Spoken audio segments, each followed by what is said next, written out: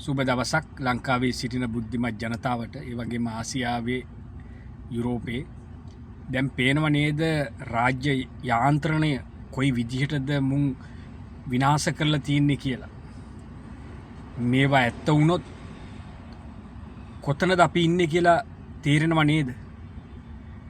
දැන් හදන්නේ මේ ආණ්ඩුවත් පෙරලලා විනාශ කරලා දාන්න.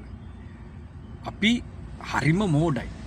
අපේ ජනතාව අපි සමගම මතක තියාගන්න මේ ආණ්ඩුව පෙරළුවොත් අපේ අහිංසක දරුවන්ට හම්බෙන්න දරුවන්ට මේ රටක් නැති වෙලා යනවා.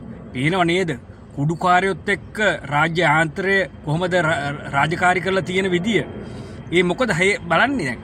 මොකද මේවා අහුනොත් යන එනමන් නැති වෙනවා. ඒක නිසා ජනතාවනි හොඳට හිතන්න ඕන.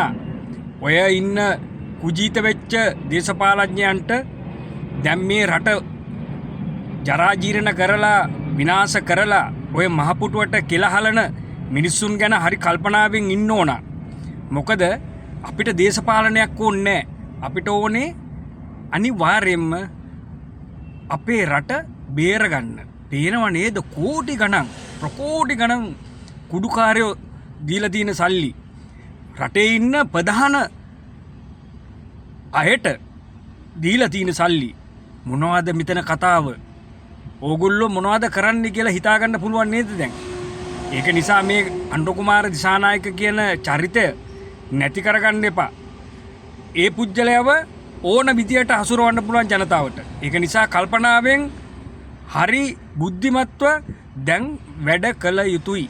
බොහොම ස්තුතියි.